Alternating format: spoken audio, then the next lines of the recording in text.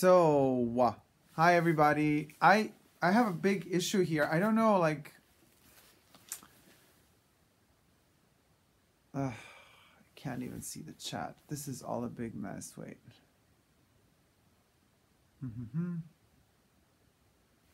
Okay. So, Jose Couto, hello. Hi, how you doing? Okay, good. I can see the chat. Thank God. Guys, listen. My computer, now this, first of all, we're going to be talking from Portugal. Well, hello, sweetie. How you doing? Listen, we're going to be talking Twin Peaks. Melinda, how you doing, sweetie? Okay, first and foremost, guys, listen to this. What a mess. I think the camera is better now than before because I'm not using my computer. My computer died. It freaking died on me. Maybe because it's episode 13 of Twin Peaks and 13 is not a lucky number in some cases. I don't know what is going on. But literally as I was preparing, why can't I see the chat? It like comes and goes. Meek Rashid, hello. Hey, hi, how you doing? So the chats come and go. How does this thing work? This is really stressing me right now. So my computer freaking died. It was a 9-year-old computer and it just died on me. And this is a mess. Eileen the Queen, hello. It's my hubby's birthday today. We're here. Hello. Oh, well, hello. Happy birthday, Eileen's hubby. Wishing you all the best, guys. Let's partay. So basically, Lionel Clito, oh my God, where did you get the shirt? This thing, oh, it's from Adidas. It's like from a couple of years ago. It's my red room thing, and it's reversible. It's red, the red room on the inside and the floor on the outside. Guys, so my computer dies. It's 9 years old. It literally, as I was going to push, like, play, this is a sign of some sorts, to play the episode, it just like, boom, flashes. So I managed to book an appointment with the Mac doctors tomorrow, and I might have to buy a new one. I mean, it's 9 years old. Anyway, so let's get straight to it, guys. I wrote all my little notes and everything in my little popcorn. My favorite food is popcorn, my little popcorn notebook. Because, first of all, I don't know. I was like trying to calculate, but I'm not so good at that. Because it's episode 13, I noticed like there were 13 scenes, like 13 different environments, but I might be wrong on that number. We begin with the insurance, right? The building. With the Mitchum brothers and Candy, the Fambot triplets. Oh, the notebook is cute. Oh, yeah. Thank you, Melinda. So they're dancing and, you know, Belushi comes in and they give Bushnell all these gifts and presents. And Dougie also gets a car. And, yeah. And what does Belushi say? A wrong has been made right and the sun is shining bright. By the way, as long as there is no computer, I won't be able to do thumbnails and nothing. Like the videos that I prepared for you guys for the next day do not have thumbnails. I might have to again go into oblivion of non-posting videos because we need thumbnails. This one is also going to have this like just creepy me as a thumbnail. Sinclair calls Todd, or Mr. Todd, to say Dougie is still alive. Mr. Todd calls Roger to the office. So Todd is very concerned. Oh, yeah, the conga line made you laugh, Eileen? Yeah, it made me laugh, too. It was hilarious. The white balance of this shitty screen. Let me tell you. Wait, can I, like, block the camera? No. Jose Cuanto. I'm Mr. Jose Couto, fashion blogger. Okay. We're talking Twin Peaks here, Jose. Come on. Dougie's still alive. Mr. Todd called Roger dead. Okay, so Naomi Watts gets gifts from the Mitchum brothers in Las Vegas. Big red bow on the free car. The picture of me is much clearer. Yeah, it's the iPad, my dear, not the 9-year-old computer, which is may it rest in peace. Hopefully, I can at least save the information that was on it. Could you imagine? Sonny Jim gets a new playground with spotlight moving around, and then Naomi Watts says he's in 7th heaven. But 7 is the insurance company, so we're repeating that number 7. But isn't it fascinating how the kid is jumping through the playground in the evening and there's the spotlight following him? Very Twin Peaks, very Oh God, so many different scenes where we had the spotlight following the characters. And we also had, it would also reminded me very much of the kid in Fire Walk With Me, who was like jumping with the mask on. I don't know. It just really gave me that, you know, light it up with the lamp, see if it looks better. Not, hi Ryan, how you doing? No, it looks okay. There's a lot of spotlight surrounding me, so there's a lot of light. It's just yellow instead of white, but it doesn't matter. Then we're in Western Montana. Now, this is a creepy scene. Oh, Melinda loved the scene with the kid. Yeah, I loved it too. Western Montana. Evil Coop reaches Ray. What a huge, humongous control screen. It was like a cinema. You know what I mean? It was like that. It was like all over the place. Okay, so when I lift my arms, look at that. That looks better than when I put them down. Huh, I wonder. Okay, I'm going to keep talking with my hands up. That screen, that was so ridiculous. I don't know what they were going for there, guys, but that felt really awkward. And I don't know. I mean, it was beautiful to see this abstraction of that ginormous projection screen where they could kind of monitor Evil Coop entering the premises. But then I think to myself, this whole building is like so scorched and like there's nothing there. And yet they're like, they have that huge installation of a video screen or a video projector to project whoever's in the lobby entering. I mean, it looked really cool, but, you know, awkward. Yeah, and then we have Ray seems very powerful. He has all those people he's working with. Evil Coop is asked to arm wrestle with Renzo, the boss, and stupid little games. And Cooper also says it like stupid games for kids. Jose says, yeah, I need some shadow instead of lights. It's all about darkness and light and darkness. And of course then Coop obliges and does the arm wrestling, and then what happens? Well, we know what happens. Of course, Evil Coop. Yeah, we knew. Yes, Melinda, we knew Evil Cooper was gonna win, obviously, because he has that power of mind, you know. I wonder, wait, let me see if I turn one light off.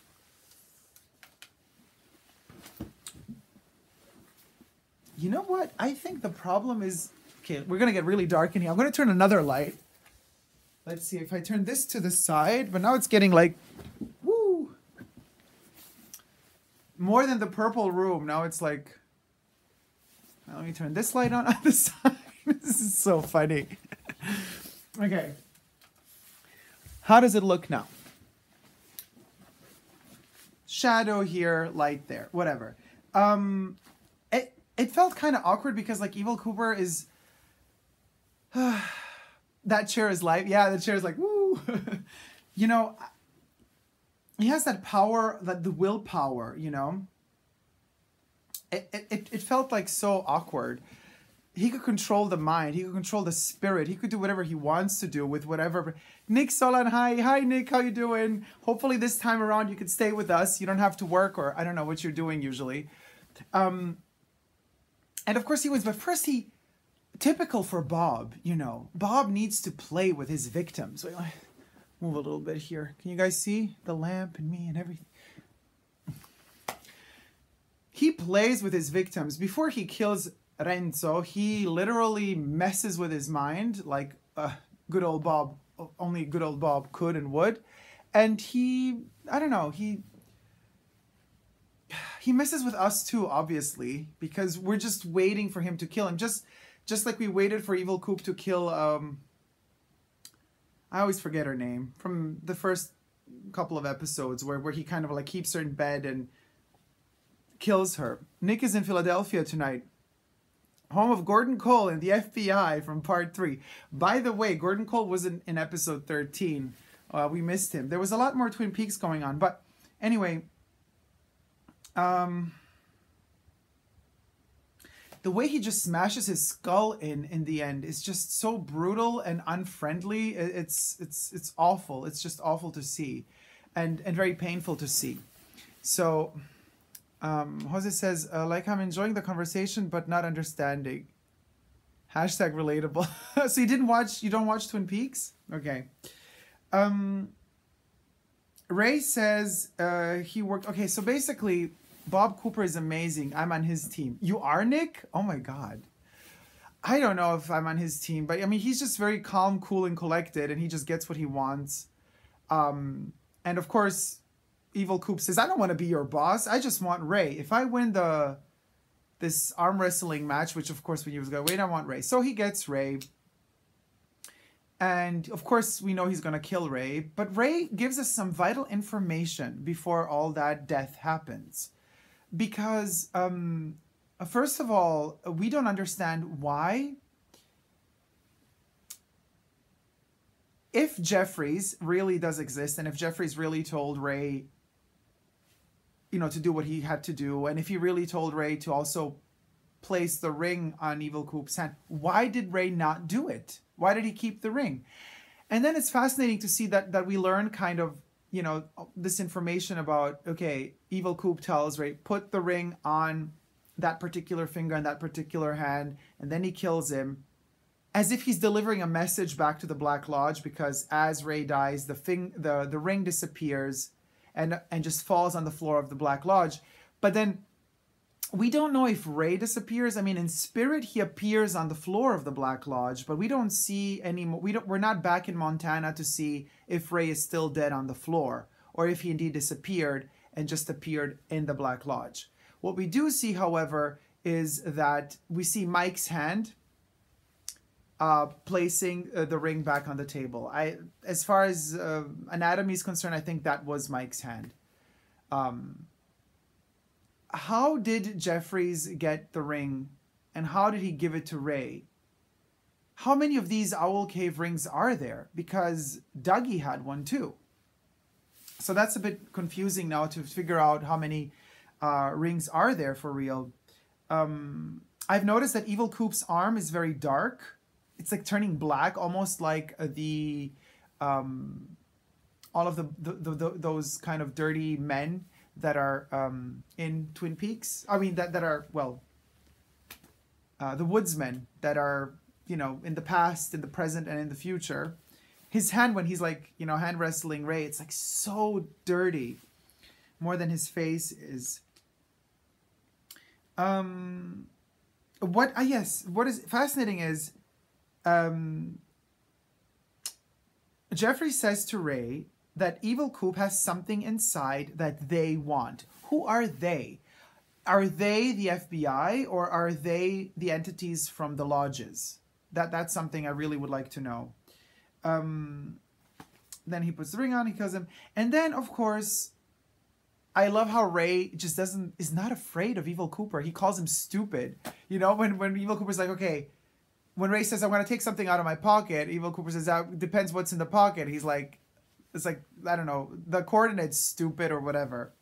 And then Richard Horn appears. Richard Horn is a part of this mob, this mafia, this evil clan of people. And as he appeared, the way he observed Evil Coop, I couldn't really decipher. In his face, I would say there was like admiration, and it's like he was inspired by him, like he wanted to be him in a way. Is it really true then that that's his father? Is Evil Coop really his father? I mean, do we have now the confirmation? The way he looks at him is like, my hair's a mess. The way he looks at him, it's as if like as if it were his dad. Or he's like, I don't know, he would like to be him, or in his position, or he would like to know more about him. Melinda says it was like admiration, maybe father. Yeah, it felt that way, but maybe because I'm just projecting it, because we all think that it's his dad. So now we're projecting too much into the mimic and facial feature of Richard Horn. I mean, Richard Horn is a fucking, you know, lunatic. So we don't even know what is going on through his head. Like what his facial expression shows us and what he's living on the inside are two different worlds. Sweaty Cankle says, hi, how are you? Nick says, and Richard was there. I was shocked. Yeah, I was shocked too, because that was like, oh, okay. Eileen says, my thought was that, oh no, Eileen is gone. My thought was that it's his father too, but I don't know. Yeah, that's what it felt like. And And while looking at it, I thought to myself, well, of course, Richard Horne ran away. He escaped Twin Peaks, and so he was working for them. So that's where he's finding refuge now. I don't know. Super awkward. Jeffries is in the Dutchman's. That's what Ray says before Evil Coop kills him, and that's all Evil Coop needed to hear. And then he didn't need Ray anymore, and then he shot him. What sort of code is that? Jeffries is in the Dutchman's. And then Ray's like, well, that place doesn't exist or whatever. And then Cooper says, I know exactly where that is or what that is. The Dutchman or the Dutchman's. So that's something. I don't know what coordinates that's going to have. Probably, maybe it's all the same place and everybody has different names for it. Nick Solon says, Audrey has a bad mouth on her. Richard learned his words from her. Ooh, Nick. Okay. Well, we're going to get to Audrey again. This is another episode where Audrey is crucial, I think, to the whole plot line. We're back in Las Vegas right now in the police station. Some horror is happening in the station, but we see nothing of that horror. They get the fingerprints back from Dougie, and, it says that Dougie is Evil Coop, that the fingerprints are the same. Although we're supposed to know from what Tammy Preston told us that the fingerprints are inverted, or one of them is inverted at least. So that's something that the police didn't notice what's going on there. But, and of course the police think there's an error. It can't be that Dougie was somewhere else in another state 2 days ago because Dougie was there. So they don't, of course, how could they even figure out that those are two different people, but the same person in spirit or in doppelganger form. So they just kind of brush it off aha, stupid mistake, ha ha ha ha. The laughter continues. The brother policemen call in for an error. Nick says, it's very, very good to see you again, old friend. Yes, it's very good. Very good. The police is corrupt, we find out, but we already knew. We find a corrupt cop. Sinclair asks the cops to poison somebody, which of course we're going to find out is Dougie. The cops work for Mr. Todd. And as Sinclair kind of exits, the cops say, we got to contact Todd. Then we have a really tiny short snippet of Chantal and Hutch in the van car thingamajiggy, and she's still eating. She's always eating. Notice it's nighttime. And then all of a sudden we switch to daytime. And this is something that in this episode in particular is very typical. It's showing us a lot how, what the one-armed man told us way back in episode, what was it, 2 or 3, or 4, is it past or is it present, or was it past or is it future? We have nighttime with Chantal and Hutch. So, and then the next scene, we switch to daytime in Las Vegas. So there are different timelines running simultaneously in different parts, either of the country, or we're kind of jumping back and forth in time as certain plot lines in certain parts of the country are continuing forth or stopping. So we go from the nighttime from Chantal and Hutch to the daytime in Las Vegas. Dougie and Naomi Watts, are arriving to work. She's bringing him to work. He's at the insurance office. Dougie doesn't know how to open the entrance door to the insurance building. And here comes Sinclair to save the day. In reality, he wants to kill the day, but he saves the day. Sinclair offers Dougie some coffee. Dougie, of course, is very happy to receive some coffee, but before he drinks the coffee, he stands up and walks to the little, kind of coffee place, Danish stop, and checks out the cherry pie, looks at it, and then the chick working there is like, hey, would you like some cherry pie? I'll bring it to you. Go back to your seat. I'll bring it back to you. In the meanwhile, Sinclair pours the poison in the coffee, but then Dougie returns. Nick says, last episode where Sonny Jim throws the ball at Cooper was not the day before. Weird editing. Naomi Watts says... oh,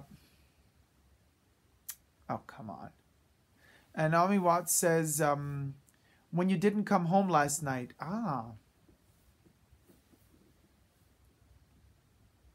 Yeah, I mean, that also, and plus they were playing, if they were Invisible Girl 422, hi, sweetie, how you doing, Debbie?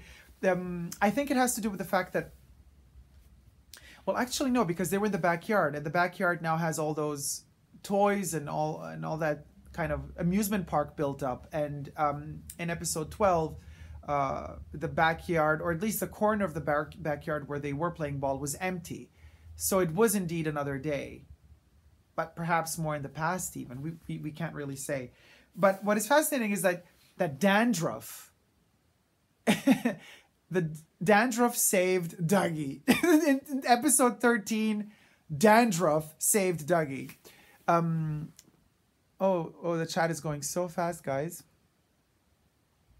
Okay, so Phil Adams says, was that battling Bushnell that Sarah Palmer was watching in the fight video?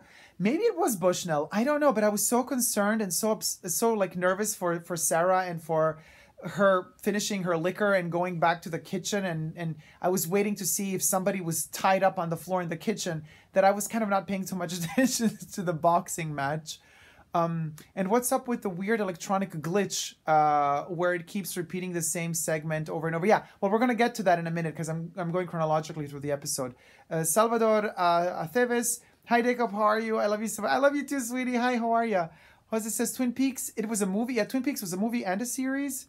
Jose asks, I'm literally not understanding what it is. Actually, it's really interesting to watch this live because I'm discovering. Yes, but just quick, say me what it is. It's a TV show at the moment, season 3, but it was also a movie. Fire Walk With Me was the title of the movie. Melinda says, yeah, what was that? Was it dandruff or the poison? Or, Nick, you retracted a message. Okay. Forever Fragrant Kid. Hey, T, how you doing, sweetie? So dandruff saves Dougie. I think it was just Sinclair's dandruff, and I don't know why Dougie was attracted to it, but then he didn't really push away the dandruff. He kind of started massaging Sinclair. I don't know what the hell happened. And then Sinclair thought like, oh my God, I don't know. I felt guilty and just apologized for everything and broke up. Oh, love you too. Love you too, T. And then of course they go to Bushnell's office. Sinclair literally spills the tea on everything, admits to all of his guilty, not pleasures, to all the guilt and all the pain and the remorse and yada yada. Jose says, I'll try to watch it, but now with spoilers. Well, yeah, now you get the spoilers. So don't stop watching now. Go watch Twin Peaks first. Well, you got a lot of things to catch up with if you don't know what Twin Peaks is. You need to watch season 1, season 2, the movie, and then season 3. Debbie says, this episode was the weirdest, even for Twin Peaks. Yeah, I don't know what to say, guys. I don't know. Well, I'm going to get to the, yeah, we'll get to that too. And then Bushnell, you know, kind of, Sinclair says he's sorry. He breaks down. He says he's sorry. I don't know. It's weird. But anyway, so before actually that scene, wait, Nick says episode 8 was weird, not 13. Phil Adams says, at least not as much filler this time as last week. Nick says, and the beginning of episode 3. Melinda says, 8 was another story. I also think 8 was another story. It's like a beautiful poem on its own. We're back to Twin Peaks, the Double R Diner.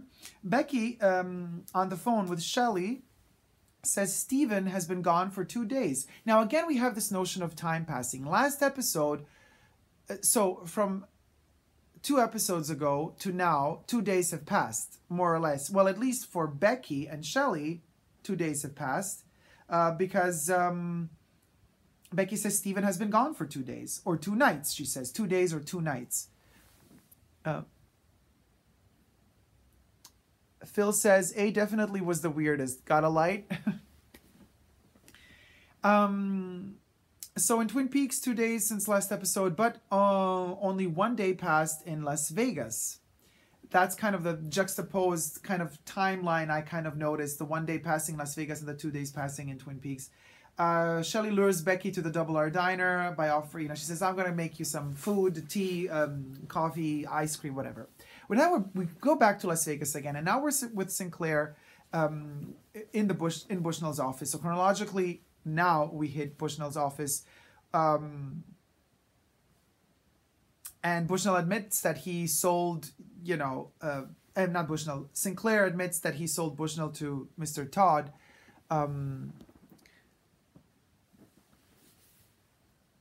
Nick says, the most horrific moment was James singing, just in my opinion. Oh, well, I mean, it seemed like, I don't know if he re-recorded it or if it was the original track, the original audio from the 90s, and he was just lip syncing for his life. I don't know about that. Anyway, Bushnell tells Anthony to testify against Duncan Todd. Like, that's the way out of the situation. He's like, you gotta... Phil Adams says, yeah, auto-tuning live. Duncan Todd. So Bushnell tells Anthony to testify against Duncan Todd. Bushnell tells Anthony about the corrupt cops that he knew. Because, you know, Sinclair...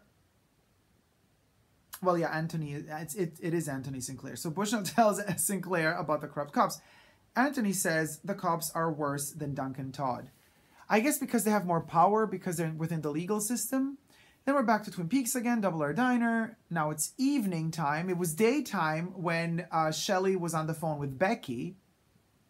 But now, and then we switched to Las Vegas where Sinclair admits to Bushnell, and then we hop back to Twin Peaks again, but this time it's nighttime. Nick says, does anyone want to see Donna Hayward or no? I don't know. Yes, I want to see. I want to see everything. The more I see, the better. Ed returns, guys. The return of Ed. Finally, Ed is back. That was a great scene. So we see Ed sitting in one of those booths with Norma. Our suspicions were right. Why was Norma always doing the, paperwork? Well, now we find out from Walter that she has 5 franchises, including her own Double R Diner. So it's Double R Diner, the Double R Diner plus 4, me and math, plus 4. Phil Adams says Big Ed is getting stiffed both ways. The thing is, okay, well, first of all, Bobby is there, right? And Bobby joins Ed and Norma. And I'm thinking to myself, oh, Ed is sitting with Norma in the booth, so they got to be together. But then Walter arrives, and I'm like, huh. Okay, is this just business or is there more? Because Walter invites her to dinner. Phil says, no, Norma and Nadine is going to cheat. 100 ZM ad, just you and I. Yeah, that song. Nick says, Ed was great. I heard his voice and smiled. Sad him and Norma not together. I don't know if they're not together because it's not like Norma is into Walter that much. And Walter is just like abusing her for like money, He kind of admitted that he altered for the sake of the business and the money, the recipes in the other restaurants for the cherry pie. Like it's the same recipe, but they're using cheaper ingredients. And it's a bit lame. Like, I don't know who wrote this part about, the cherry pies being the culprits for why the Double R Diner is not turning a profit like the other franchises, because it's not just cherry. Come on, Lynch, you didn't do economy at school. It can't be just the ingredients of the cherry pie that are making them lose money. You know what I mean? So Walter is more concerned about the money than he is about heritage and tradition. And this is something for you who follow me also in the Fashion Bunker. We're like, oh, okay, same thing is happening with luxury brands nowadays. Like Norma is on our side. We're on the side of Norma. We are for the quality, for the heritage, for the tradition. But then there's that business aspect of it that's about like, no, let's make the money and offer the customers a cheaper product. T says, what did Ed burn at the end of the episode? What was that piece of paper? Significant or not? I think Nick has to tell us this. Phil says, I am afraid Ed's going to turn out to be an arson. Fire walk with me. David Rodriguez, in season 3, about a new girl being murdered or Laura. I just saw the first 5 episodes of the first season. Started to watch to catch up. Love ya. Oh, love you too. Well, don't watch this now. It's going to spoil it for you. I want you to enjoy Twin Peaks. I don't want you to... Talala99, how you doing? Welcome back, sweetie. For some reason, during Big Ed's scene at the end, I was convinced a woodsman was gonna walk in. Got a light? Nick says, I don't know what the paper was. Maybe he wanted to write something nice to Norma, and then after he saw Walter and Norma in the Double R, he kind of felt frustrated and didn't. Or maybe it's something related to Nadine. We're not so sure. But we're gonna get to Nadine too, because Nadine is my favorite character. So Walter, I don't like Walter. I don't trust Walter. Walter to me is a nuisance. Talalai says, and Audrey is definitely not all there. We'll get to Audrey. So, but notice while Norma is talking to Walter, she lifts her eye and checks out Ed. She's flirting with Ed with her eyes, even though she's talking to Walter. So that story ain't over between them two. I'm convinced. Phil says, notice how big Ed is kind of stuck in the past with his landline telephone and no gas customers, all the electric cars and cell phones of today. Interesting. T says, I was so happy to see Nadine finally bump into Jacoby. That was amazing. We're going to get to that scene. David says, yeah, I was getting confused. Got a blast. Good night. Good night, David. Take care and enjoy Twin Peaks. Okay, so we were talking about the money, the board of, Melinda says, yes, Norma still wants it. Oh, yes. Oh, yes. That gaze, that wandering eye says it all. Walter says the board of the Double R Diner franchise, wants her to cheapen the products for the cherry pie. That was an awful thing to ask of her. And Norma says people complained about the pies in other franchises, that they're not as good as the Double R Diner. He says she should also change the name to Norma's Double R. And she's like, no, it's about tradition and heritage. Let's see what turns out there. Then from Norma, obviously, we're going to switch to Nadine, because Norma and Nadine were the ones who were competing for Big Ed back in season 1 and season 2. And we have Nadine, and finally she's not just stuck to a monitor, but we actually have a bit more interaction with her going on. Somebody's at the door, she opens the door, and it's Jacoby, and she says, Jacoby! He visits Nadine. We still don't know why he's visiting her. Is he going to ask her for money? What's going on there? Why is he there? That scene didn't really develop completely like it should have, because oh, and there's a big mistake in the scene as well. A couple of mistakes. Continuity was a mess in that scene. As she exits out and starts talking to Jacoby, I love how she's like, she asks, first she says, oh, Dr. Jacoby, mama, kissy, kissy, whatever. And then she's like, she asks him if she can call him Dr. Amp. That was so sweet. You gotta love Nadine. And Jacoby says last time he saw her was 7 years ago. Again, that number 7 is returning to us. Sonny Jim was in 7th heaven, as Naomi Watts says, we got now 7 years of Jacoby not seeing Nadine. Now the scene is edited really bad. Phil says Dr. Amp was there to compliment her window display. Yeah, but he doesn't return after 7 years just because of the window display. There must be something more going down there. I am sure of that, and we're going to find that out in the future. The scene was edited really bad. If you notice, guys, and I don't know why Lynch would make such a cheap mistake. Debbie says, why did the curtains constantly move from the inside when they were outside? Ah, well, Debbie, that's easy, because Nadine installed, it's like a little machine. They've always moved like that. In every scene, we see the window from the outside. The curtain moves on its own. It's like an installation. There's like a little robot or something is set up to just, there's a mechanical movement of the curtains. They just keep doing this all the time. It's like it's a setup. It's the installation in the window. So no person is doing it. Phil says, I still think this is all a dream. Well, our lives are all a dream. So yes, you're right about that. But so when you notice, and this was not because it's a dream or whatever. This is literally a mistake in the editing. It's continuity at its worst. When the camera films Nadine frontal, she's usually hands up or hands here, something like that. And then when the camera films Jacoby from the front and you have the back of Nadine, her arms are always down. And it's so annoying because it's such bad editing. Like, continuity is horrendous, She's moving when she's talking when the camera is on her and the arms are up. And then at the second the camera is behind her, arms are down. And she's kind of barely moving. And that really frustrated me a lot. Really poorly edited. Then we switch to Sarah Palmer's house. And now here we have that boxing match wait, was it you, Phil? Who? Oh, I'm sorry. I forgot now who told us that it could have been Bushnell's like black and white old match. Whoever wrote it, please tell me again who you were. Want to credit you properly. So Sarah is watching... Phil, it was you? Okay, cool. Yeah, Phil told us that it's probably Bushnell's match. So Sarah Palmer is home watching TV, boxing, and she's guzzling, she's drinking and smoking. And then we have, exactly, I noticed that too. I said, and is drinking and smoking. We hear electricity.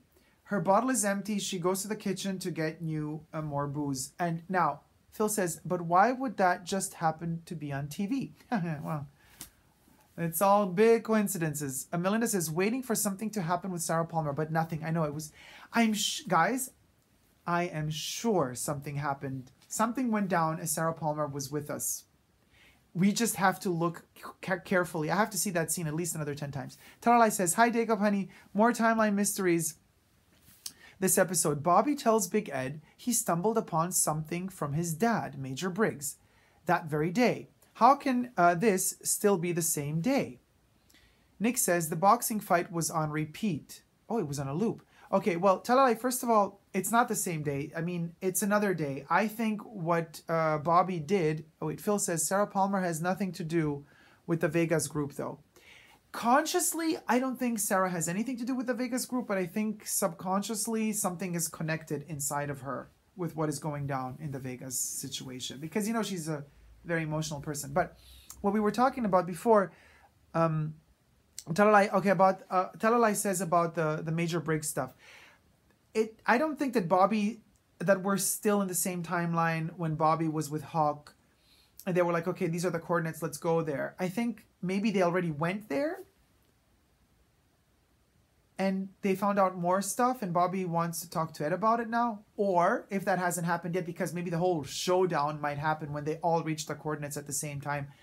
You know, Bobby and Gordon Cole and Evil Coop, they might all converge at the same time at those coordinates. For all we know, we don't know.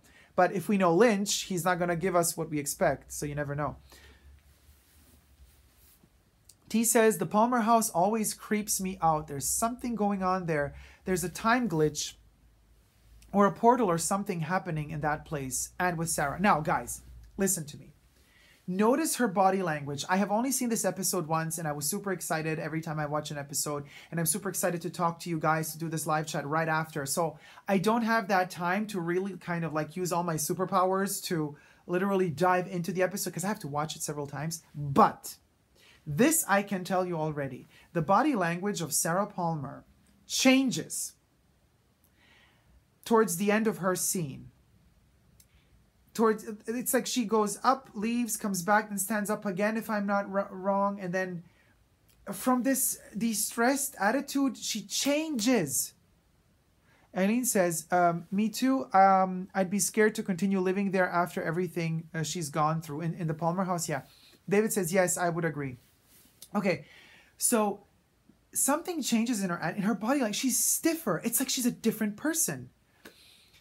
And it really could be that she's possessed, that there's something inside of her doppelganger.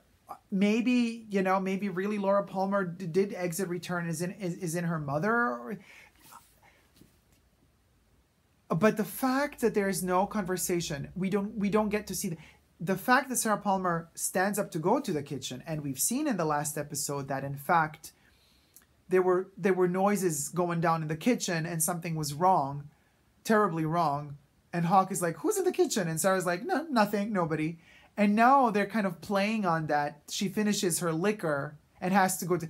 They didn't have to make that scene play out that way. That her liquor, that she has so many bottles on her table, is like finished and she has to go to the kitchen. And notice when she goes to the kitchen to get her liquor, she comes back with a bottle that's almost empty again. And she pours the leftover of the bottle that she brought in and then adds some more liquor of another bottle that was already still in the living room. Nothing makes sense. We don't hear any noises in the kitchen, I mean, that are out of the ordinary. No fighting or battling is going down off screen, for all we know. There might be a glitch there.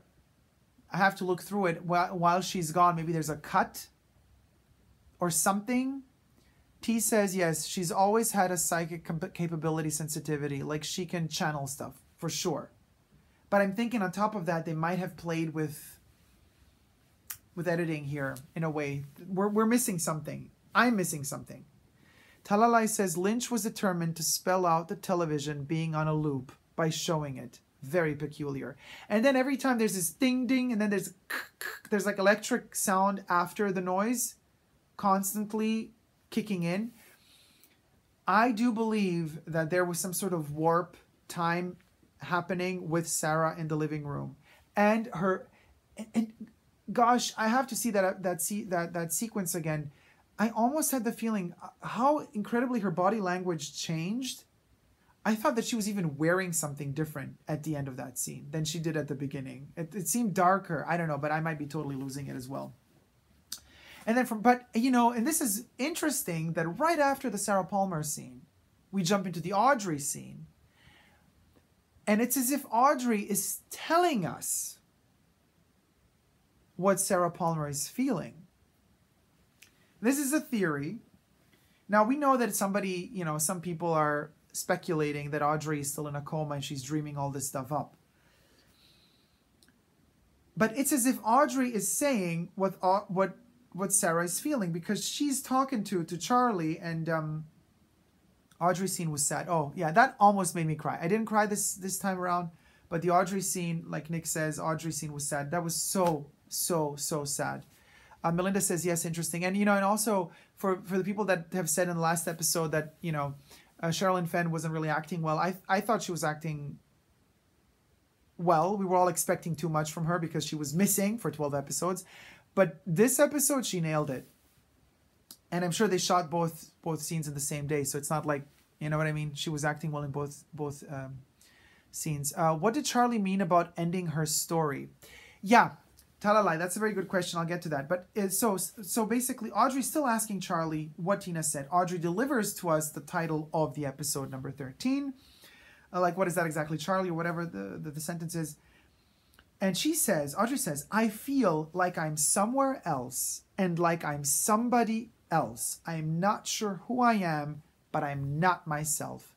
Nick says, only time I cried this season was when Bobby saw the picture of Laura in episode 4 or 3. Yeah, that was so touching too. I actually cried.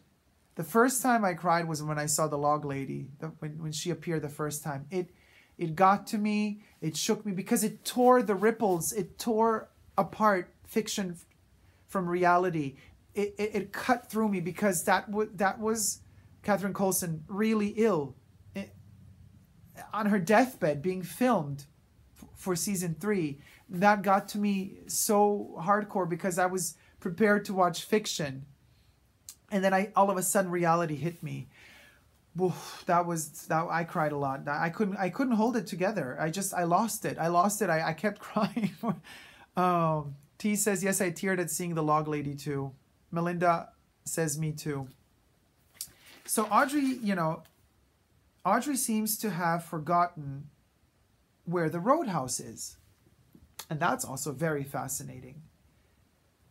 Debbie also cried. Talalai says, if it makes you feel better, Catherine Coulson felt very fulfilled about getting to do those scenes. Oh, yes, of course. No, don't get me wrong. This is just maybe my ego also talking, because of course I would love to see more of her in acting in theater and other movies, being alive, because I want to enjoy seeing her, you know what I mean? But at the same time, I have to also let go of my own ego, and, you know, I'm sure it was not easy to die from cancer, and I'm sure at a certain point morphine doesn't even help. The pain must be atrocious, and it's good that she's free from that pain. You know, it's hard to even talk about it, really.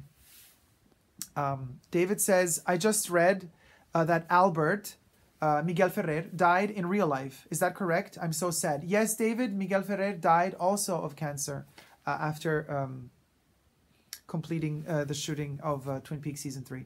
Melinda says, yes, Albert passed away. Talalai says, yes, rest in peace, Miguel Ferrer. And, you know, if only it would stop there after these two amazing human beings passed away. But so many actors that are in Season 3 of Twin Peaks have passed away. May they all rest in peace. Incredible talents. Now, Audrey, listen. Phil says 25 years is a long time. I loved him in RoboCop. Yes. I loved him in everything he did. Seriously. He just has this charisma. You just stick to the screen when he's on screen. Charlie, help me. It's like Ghostwood here. Is that what she says? Because she kind of was crying as she said it. Did she say... oh, Pink Hornet, how you doing, sweetie? The Audrey situation is intriguing. It's very intriguing. But guys, what I understood is Audrey saying, Charlie, help me. It's like Ghostwood here. Or does she say something else? Phil says, they should have made a series with Cooper, Diane, Albert, Gordon, and Tammy called Blue Roses. Phil says, yes, she said Ghostwood. No, I know she said Ghostwood, but does she say, it's like Ghostwood here? No, yeah, Melinda, she says Ghostwood. But my question is, does she say, it's like Ghostwood here? Oh, hi, Pink. Okay, you just finished the episode. Okay, well, welcome to our little gather around. Guys, does she say, Charlie, help me, it's like Ghostwood here? I wonder if Ben didn't make the Ghostwood Estates, Phil says. Yeah, I'm also curious about that. Forever Fragrant Kid, I'll have to go back and listen again. Melinda says yes. Okay, so if Melinda confirms, good. So we're two people that heard her say, Charlie, help me, it's like Ghostwood here. Phil says, or was it Catherine that was going to make those? Make what? Now I lost you guys. Melinda says, I think so.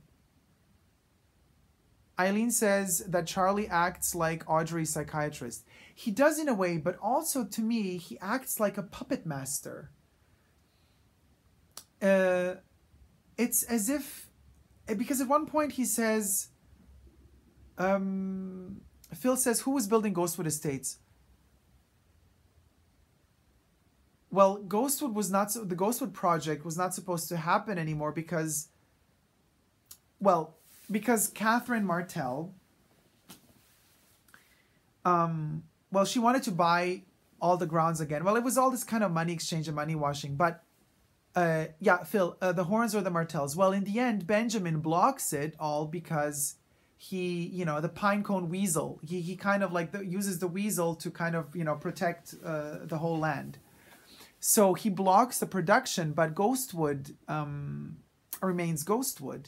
And we know that Ghostwood has an incredible magic power.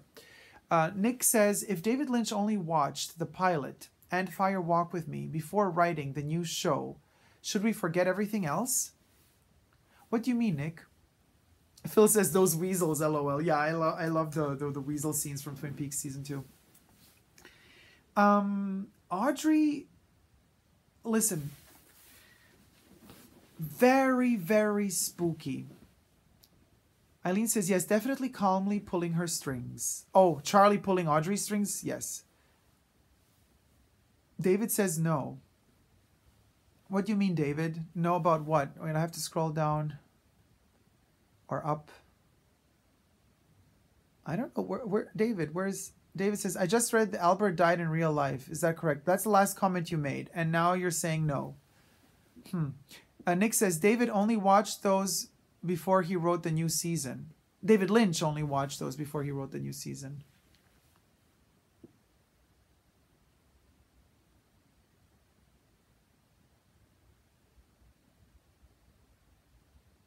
What do you mean by that, Nick? If David Lynch only watched the pilot and Fire Walk With Me before writing the new show... But guys, let's not forget one thing. Mark and David spent years writing season 3 and fine-tuning it. It's not like they just sat down and, you know, scribbled it down one afternoon and it's like, oh yeah, let's kind of like improvise as we go along. This is a very, very... Nick says, should we forget the bank explosions, Pine Weasel, and all else? Phil says, there were a lot of filler storylines in season 2. Yes, there were. But I think they're amazing. Afterwards, you know, to kind of think about those. Those are actually part of the magic of Twin Peaks. All those filler storylines, we kind of go back to them now, and we're enjoying them so much because they offer more than just the classic plot lines, and they kind of make everything more interesting, to me at least, personally. After you've seen Twin Peaks like me 50,000 times, you kind of start enjoying everything about it. Nick says, should we forget, the bank explosions? No, we're not forgetting any of that. But in fact, we still don't know if Audrey is still in a coma or not. We don't know what's going down with her. But the fact that she's talking about Ghostwood and her father was fighting against Ghostwood, who knows? I mean, she tied herself up because of Ghostwood to the bank. You know, the day of the explosion wasn't it because of Ghostwood? in part. Phil says, Ben being a Confederate soldier, James with Evelyn, not with Eileen, Evelyn. Phil says, it seems like Lynch only wants to focus on Laura Palmer. And yet he doesn't show her to us except in the opening scenes a little bit. But I think Laura Palmer is, you know, is the most important part of all of this. She ties everything in together. Phil says, sorry, no, don't worry about it. It's all good. I make mistakes with names all the time too. You know the mistake I make the most? I slip a lot with Shelley and I call her Wendy. Don't know why. And I've done that in the 90s too. Before Métier Amick was acting in the Witches series. I don't know why. To me, she's always Wendy. Talalai says, there's something very uncomfortable about the Audrey scenes. Either Charlie is her therapist or is even possibly keeping her against her will. Nick says, it's 11:30 here. Time for bed. Night, Dacob. You're amazing as always. Thank you so much, Nick. Nighty night. Sleep well. Don't let the bed bugs bite. And don't let Bob come to the bed. Phil says, was she turned into a robot? I don't know. T says, I agree, and tell a lie. Pink Hornet, the detail gives texture. I don't think you can ever be confident something is filler and not going to be referenced later. I agree totally with you, Pink. Talalai says, lawn next stop Shelley's. Pink Hornet, night at Nick. T also says good night to Nick. Phil says, maybe Audrey doesn't exist except in Charlie's mind. Is he a writer that spins her life? I don't know if Lynch and Mark would kind of represent themselves in the body of Charlie. You know what I mean? Directly, but everything is possible. But it's just, Melinda says, I hope Audrey exists. Juno, Jungwoo, hola, how are you, sweetie?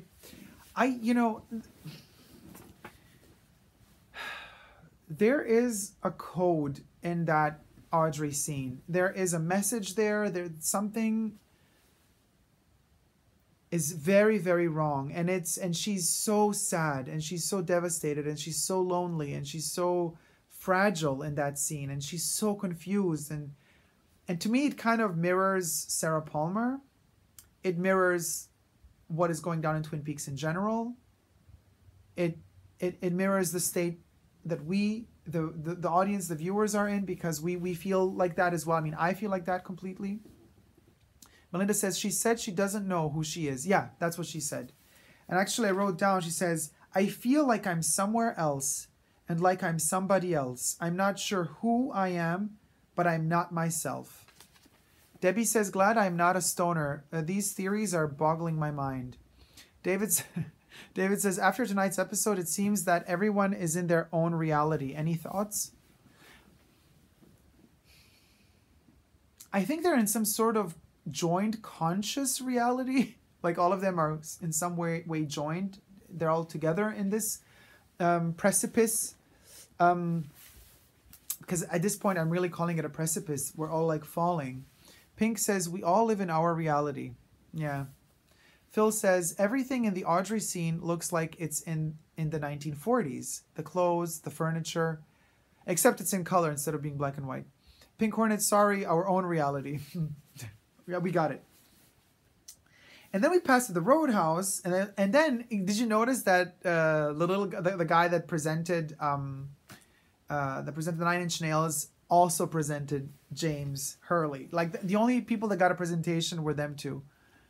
Or did Rebecca Del Rio also get a presentation?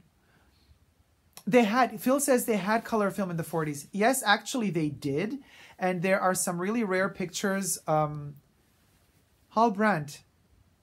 James has always been cool. Hi, Hal. How you doing, sweetie? Yes, I know. James has always been cool, as Shelley tells us. Phil says the Wizard of Oz. Pink Hornet, James has always been cool. Guys, this is the thing. Color film did exist in the 40s.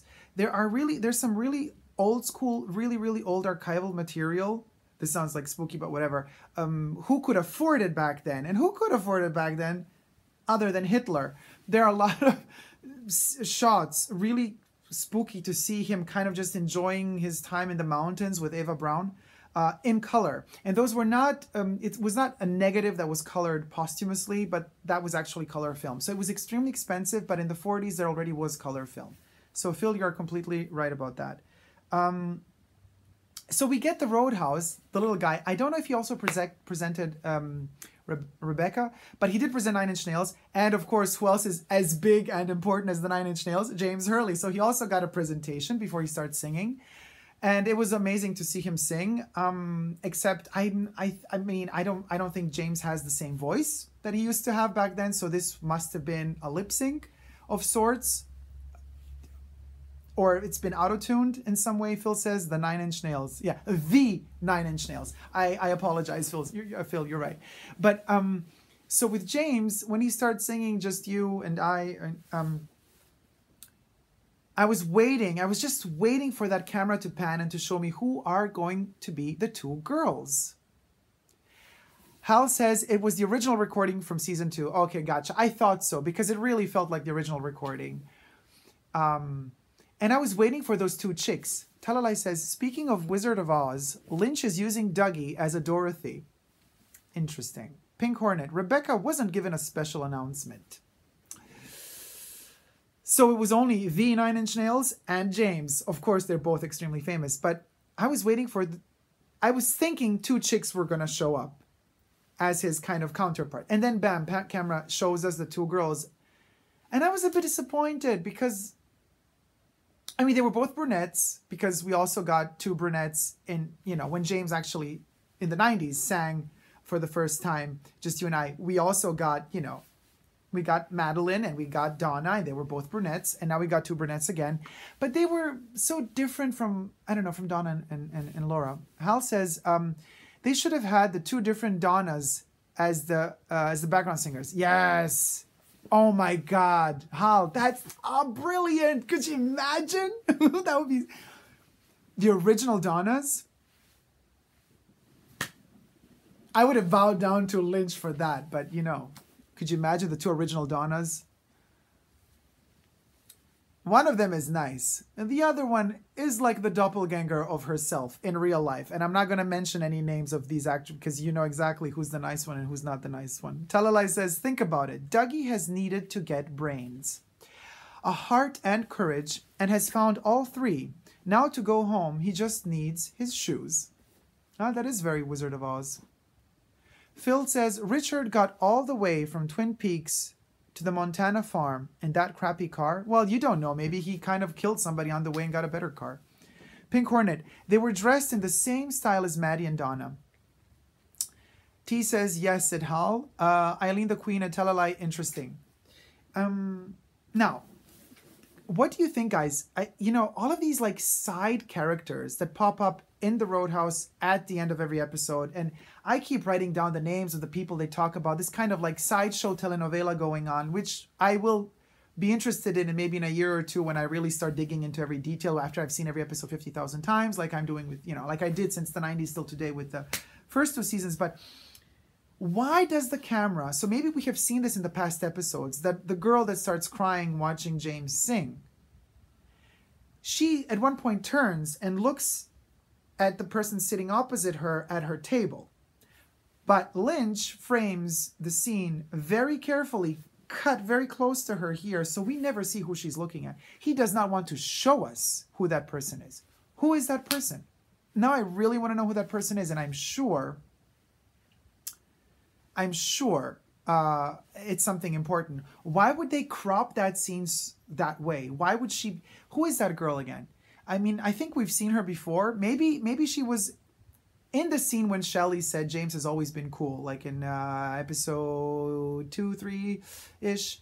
Was it episode 2? Oh, God. Episode 2, I think. At the end of episode 2. Yes, at the end of episode 2, before the chromatics kick in, Shelley says to the 2 girlfriends or 3 girlfriends that are sitting in her booth at the Roadhouse, James has always been cool. One of those girls, I think, might be the girl that's now in episode 13 and starts crying while she's looking at James performing. But then she turns and she looks at somebody, and I want to know who that is. Phil says Renee. Ryan said, was it Renee? Is that the name?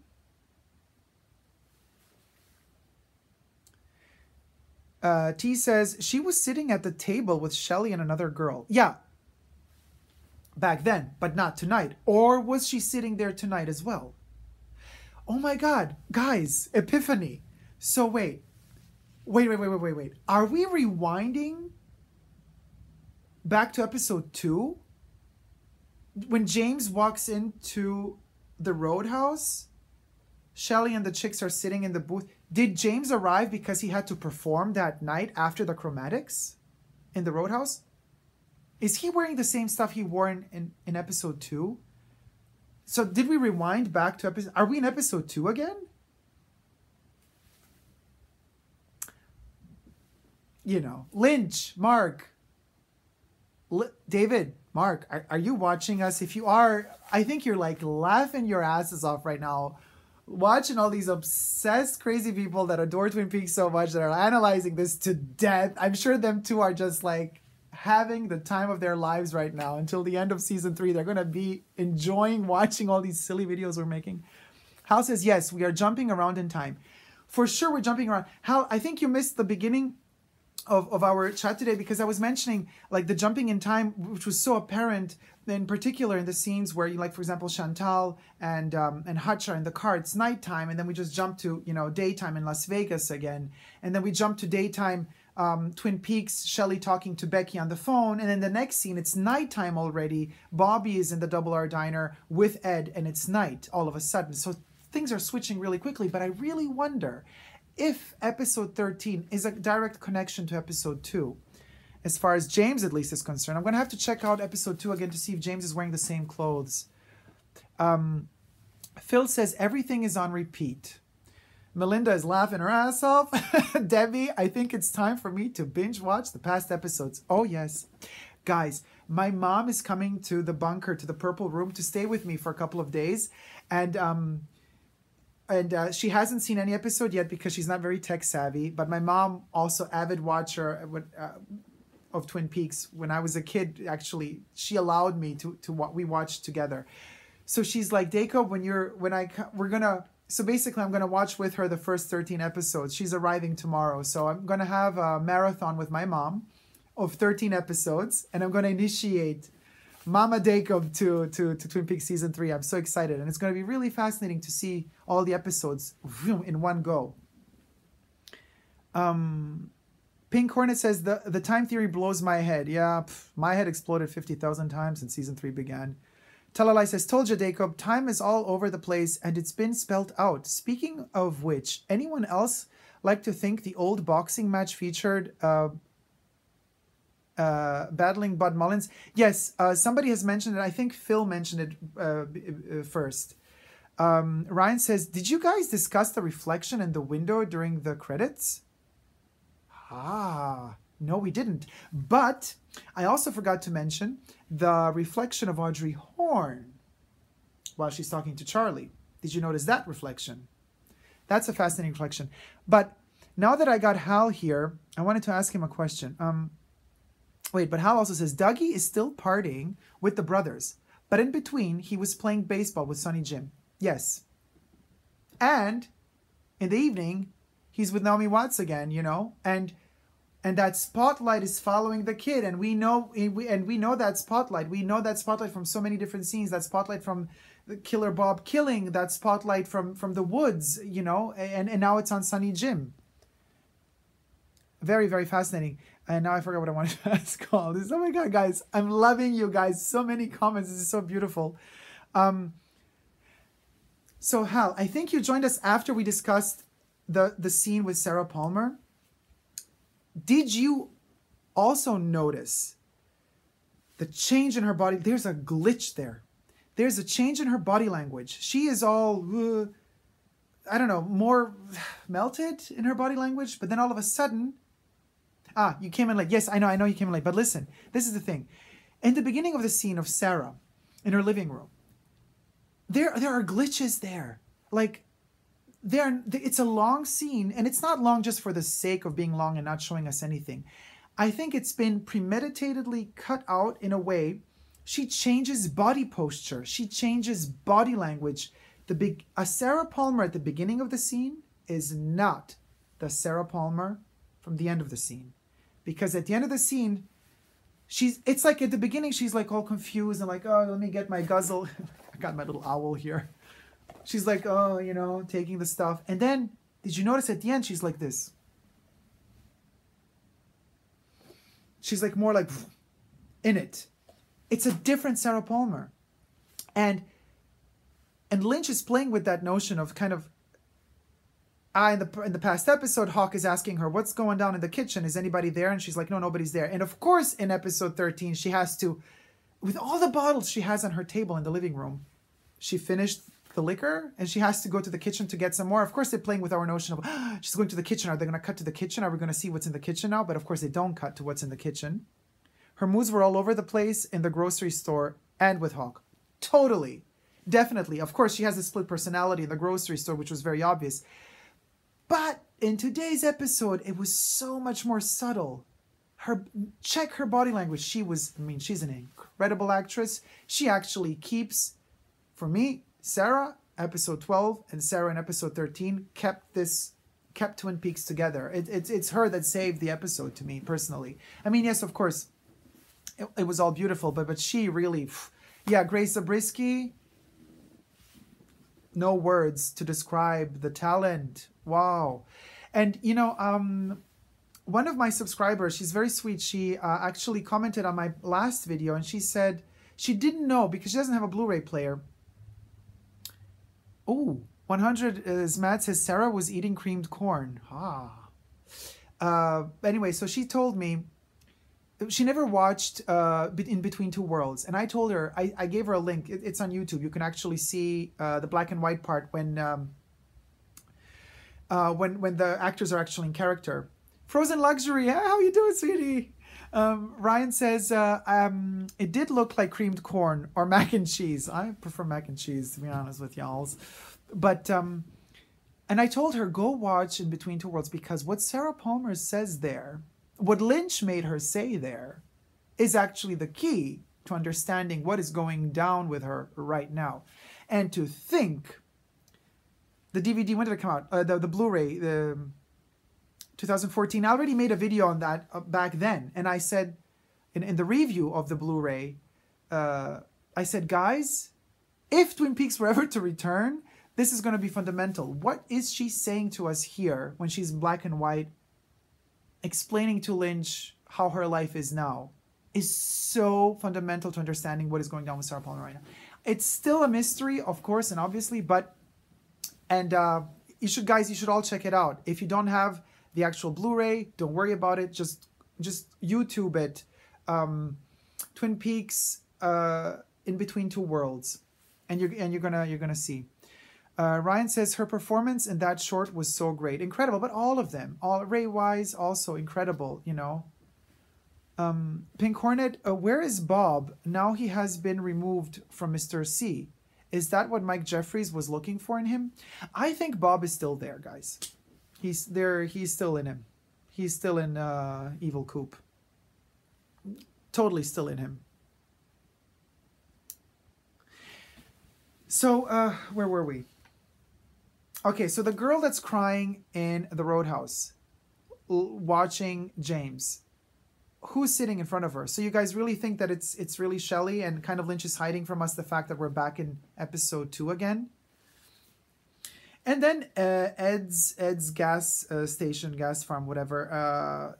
We finally get, I guess it's the last scene from all of the trailers and the previews that we have been shown prior to May 21st, prior to the beginning of Twin Peaks: The Return. We get finally Ed in that scene where he's at his desk, kind of sad. Now, this is also another glitch in time, if you notice, because, or maybe he was really very hungry, but Ed has dinner with Bobby in the Double R Diner. So why does he have to take a soup and more food to go when he's in his gas station?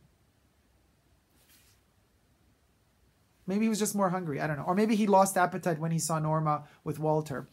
Hall says, maybe Leland was in Sarah's kitchen, coming to her from the Black Lodge like one-armed man appears to Dougie. I just got goosebumps. No, I don't want to think that. I mean, maybe it was Leland. But Leland... Oh, hell, what do you think also about Ray?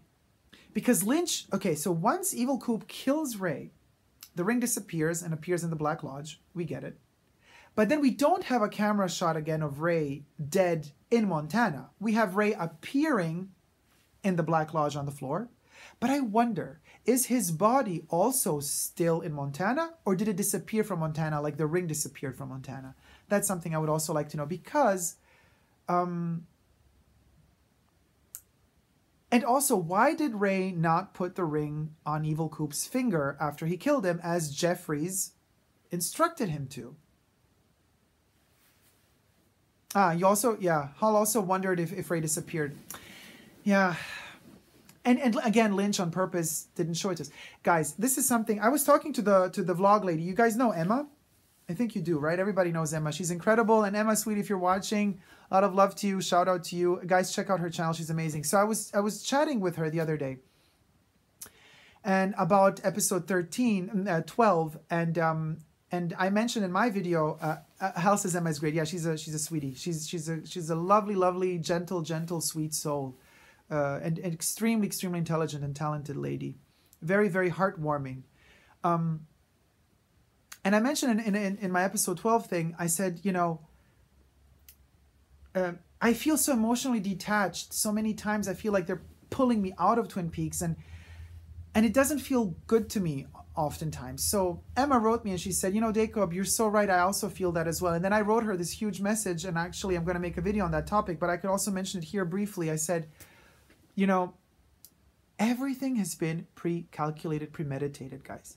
David and Mark had years to prepare this, to overanalyze it, to fine-tune it to such an extent that it becomes, there's no room for mishaps, for mistakes, for nothing. All those kind of quirky, funny, fun, playful moments in season 1 and 2 that were done when Lynch was not there. Also the mistakes, all that stuff that made it more human and more warm is missing here, because now it's calculated, controlled. Even in the interview at Comic-Con when, or I don't know where I saw the interview with Kyle MacLachlan saying, you know, about Belushi trying to improvise a sentence. Hal says, bear with me, was a subtle message from Lynch tonight. Yeah. Very subtle, very subtle. But listen, Kyle MacLachlan said Belushi tried to improvise something, and then like Lynch was like, the story, what did he say? Something police are going to come to get you. You got to say stuff like I wrote it, you know, with Mark. And there are no emotions. It's like everything is so calculated. It's over-calculated. It's over-perfected, so that there is no space for us to enter in between a crack, to find a passage inside the soul, you know, of Twin Peaks. In fact, what I think is the case is David and Mark are kind of just like turning the mirror to us. And they're like, they're like telling us, we are the soul. We are that heart of Twin Peaks. And in fact, I was telling Emma, I was like, listen, look at us. We're obsessed. We're making 2 to 3 videos a week. I mean, for my behalf, am doing everything I can because I do not like the negative criticism that is coming out. You know, a lot of people are saying, oh, the numbers aren't good, the views are dropping, and this and that. I'm doing all I can on social media to promote Twin Peaks, because I think it's such a noble artistic endeavor and gesture, and it needs the time it needs. It's avant-garde as it always has been. It's always ahead of its time, so it's going to need that time. But give it that time. And I was telling Emma, you know, we're doing everything we can to support this, because we love this show so much, and we love David and we love Mark so much, and all of these characters and all of these actors, and the casting is done with so much love as well. We truly are that heart and that soul of Twin Peaks, and everything is so calculated and structured, and the life is kind of sucked out of it, because look at all the numbers they're throwing at us, all the codes they're throwing at us. Everything is so cold-hearted. It's such a cold-hearted Twin Peaks, really. It's viciously cold-hearted, and the main character, in my personal modest opinion, of Twin Peaks is the unknown. It is that mystery. And that main character, just like we're fearing that, you know, Albert is going to get killed, that Gordon Cole might get killed, that the biggest loss that we will get, the biggest death of a character that we will receive, is the character of the unknown, is that mystery that will die. The last second of episode 18 is over. Once season 3 ends, we will lose that unknown aspect because all of the episodes would have aired. And then the reality is going to kick us into that. It's going to smash us just like Evil Coop smashed Ray's face. Not Ray's face, Lorenzo's face today, or Renzo's face today. That's how Mark and Lynch are going to brutally throw at us all those emotions in the end. And it's going to be painful, I'm telling you. It's going to be painful. T says, did anyone notice that 4 numbers on Renee's arm? Just a tattoo or significant? No clue. I have to watch the episode again because I just saw it now and I was like writing down all of these little notes. So, but Audrey, let me tell you, this is something we... Adamo says, regardless of how Twin Peaks concludes, there's so much greatness, we only get a short tease of which 5 more hours can't cover. That can be expanded on. Clearly, more Twin Peaks will be needed. Oh, I dream of it. I don't want to wake up from this dream. You know, people are saying, is it a dream? Is it a dream? I think a lot of people are speculating that Twin Peaks Season 3 is all a dream. Because for me, I feel like I'm living in a dream that I'm, in my lifetime, still... that I got a season 3. It's something, it's so incredible, you know, and it is a dream. It's a dream come true, really. So, but season 4, oh, come on, please, David. And I'm sure, you know, if he gets enough positive reviews, and the fact, thank God, finally, Cannes and the French, the snobby French gave him standing ovation for, you know, for premiering the first 2 episodes at Cannes and of season 3, and he was moved and touched and in tears, and that is already a great incentive for him to be accepted by all of his peers and all of his group, you know, to kind of get that energy back and going to shoot more. If it's not Twin Peaks, at least something else. Whatever David does is great, you know. Hal says we live inside a dream. We so do. And so many philosophers throughout the centuries have speculated that we are living in a dream. You know, it's not like we needed Lynch to kind of get this notion. We know that there's always this kind of remote possibility that we truly are living in a dream. Ryan says, do I have to send you to the principal's office? That's what Lynch said to Belushi, right? Pink Hornet, Hal, Brant, Ray did disappear and appear in the Red Room. Then they put the ring on the table. I am starting to think wearing the ring when you die moves you to the Black Lodge. No body in Montana.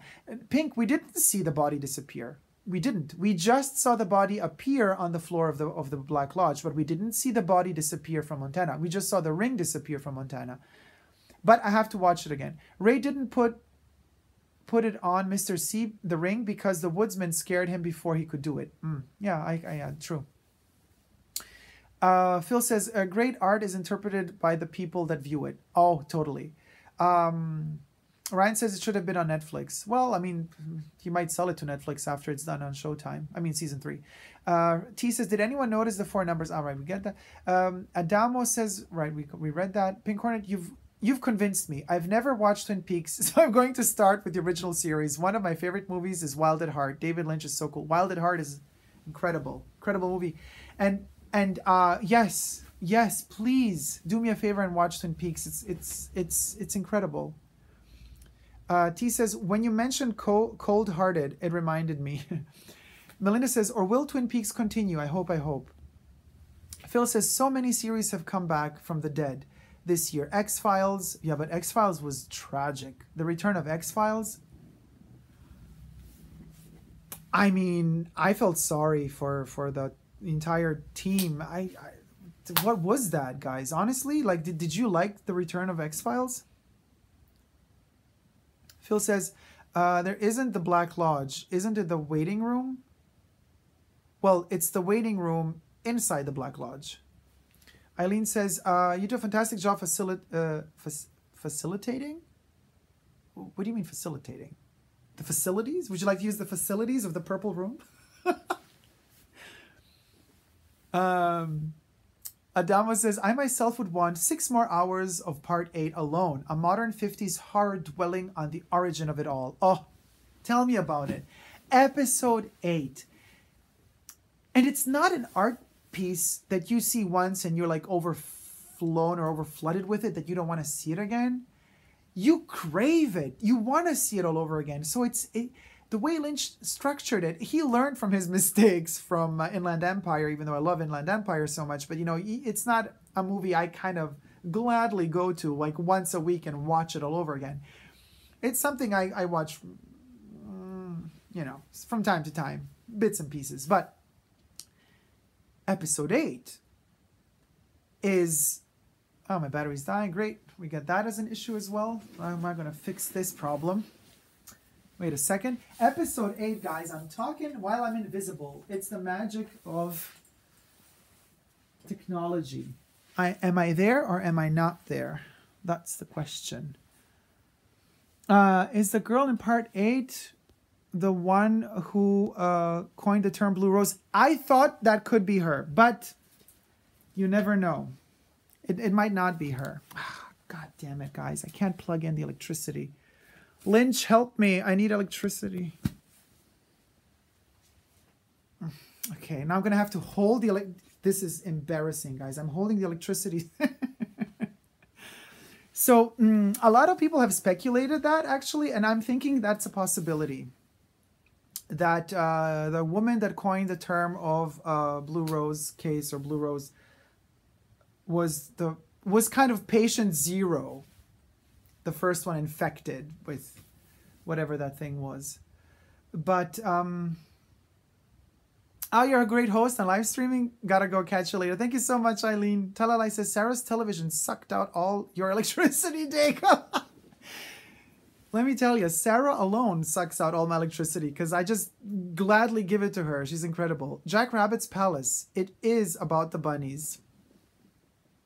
Yep, it really is about the bunnies. At the end of the day, Lucy ate that bunny, and it was about the bunnies. You're so right, Hal. I mean, but of course they're not going to write in. You know, Mark and David, they had years to prepare this. They're not going to write in a sentence where Lucy says something like, I ate the bunny, and then like, was it about the bunny? Like, they wouldn't write it for nothing. Of course there was a reason, and now it's playing out. But... also, what was the other place that Ray mentioned to Evil Coop? And then he says, but this place doesn't exist. But Evil Coop says, oh, I know where it is, or I know what it is. Where is it? I wrote it down, but since I wrote down 50,000 pages...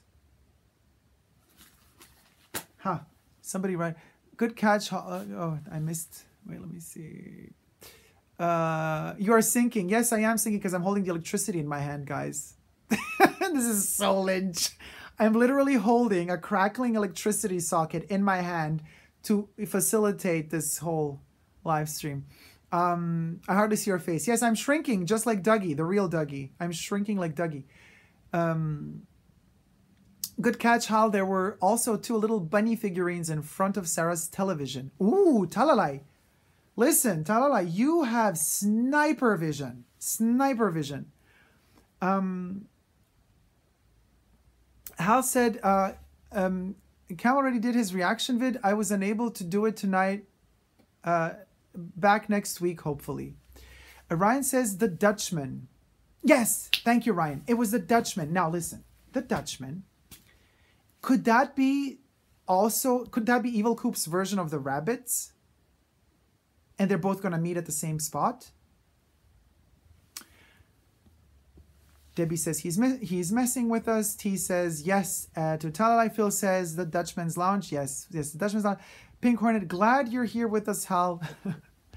Mary Smart says, was Sarah watching Bud's boxing match? Yes, we're speculating it could have been. And Hal is thanking Pink Hornet. We're all happy Hal is with us. Oh, God. This is so funny. I'm like, the electricity is crackling. What are our thoughts of actually... Okay. the episode not ending with James singing, but then ending in silence with Ed sitting in his gas farm station.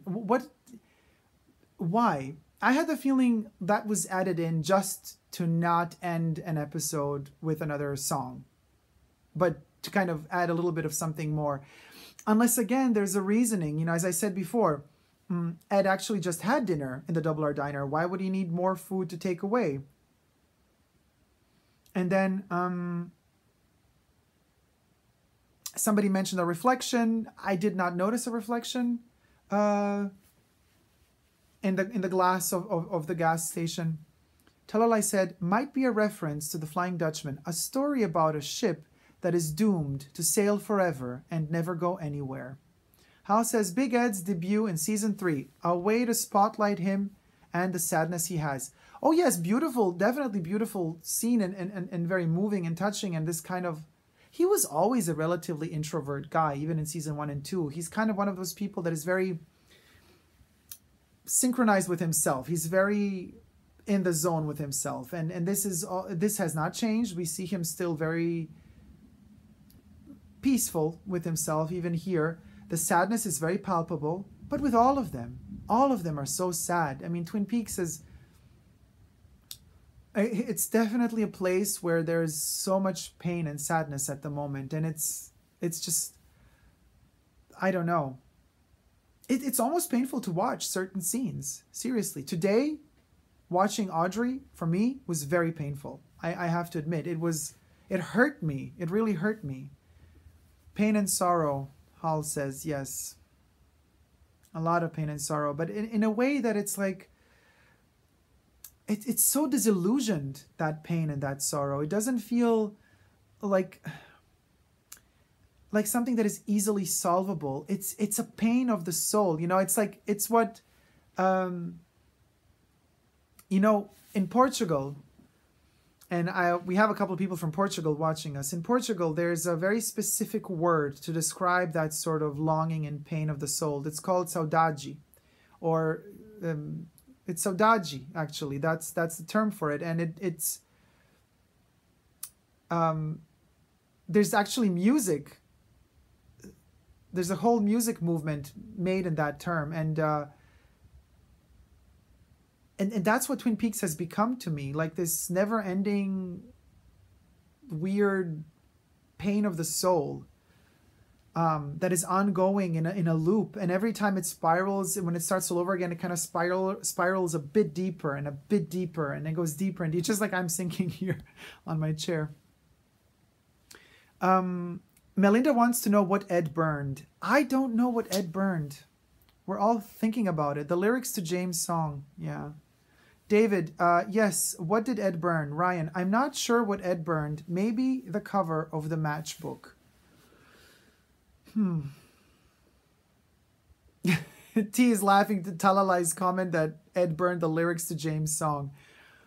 I don't know. A lot of people are given hate to already, you know, back in the 90s, nobody liked James. I loved that song, and I loved when he sang it in the presence of Donna and Maddie. Pink Hornet, I think Talalai had it. The Flying Dutchman was the name they mentioned to Mr. C. Yes, yeah, they did. Ah, who's they? I mean, Ray. Ray mentioned it to C now, but just before he got killed. And Jeffries, you know, returns in name. So, I mean, will David Bowie appear? Will he not appear? Are we going to really get, I don't know, maybe another actor acting his part? And then on another note, when is Monica Bellucci going to appear? And the more time passes, and the more I think she's going to have a minor role, just like some beautiful tiny role. Hal says, still hoping for a Bowie surprise cameo. That would be so beautiful. Hal, I can tell you this. You know, I come from the art world, and a very dear friend from performance, actually, a very dear friend of mine. She is a wonderful performer, and she actually performed in David Bowie's last 2 videos, and that was way before they started filming Twin Peaks season 3. And she told me, she's like, Dacob, nobody on set told us when they were filming Lazarus, nobody on set told us that he was ill, but it was visible. And she said he would shoot as much as he could. He had a separate room that literally he would kind of retire to after very short periods of time, and then he would stay away for a very long period of time. That's how tired he was. And then they would kind of help him out again, and then he would shoot another snippet. And the hardest was to shoot the dancing scene. He died shortly after they finished filming that video. So unless Lynch, so I've been doing my math, unless Lynch didn't really catch him, you know. But then Lynch didn't know back then already. I don't know. Lynch knew that they were going to do Twin Peaks, I guess, but he didn't know about the timing. I mean, he managed to get, you know, to get the log lady to kind of appear as well. So filming was in 2000. Yes, but Bowie passed away. He was really, really ill. Like, Bowie did not have that energy that Ms. Coulson had to kind of just even... While seated, she could kind of talk, at least. Bowie was, in his last days, I don't know. I mean, maybe, you know, maybe David really... Because with digital technology, it's not like you need this huge budget to go film one scene with David Bowie. Even if you still did not get the go for Twin Peaks, you could have, you know. But the problem is this, David Bowie didn't tell anybody that he was sick. That's another issue. So David Lynch could not have known. You gotta be kidding me. Hal just said Catherine passed 2 days after her scenes were filmed. They're gonna make me cry again. God damn it. You shouldn't have told me that, because when I saw, you know, I already broke. You know, I cried so much when I first saw The Log Lady. I wasn't expecting it to be so brutal. That reality kicking in from the fiction. And now you're telling me she died 2 days after finishing her scenes? Yeah. I mean, I don't know. I don't have words really right now. You just killed me there. Somebody write something funny, please. This is so sad. Ugh.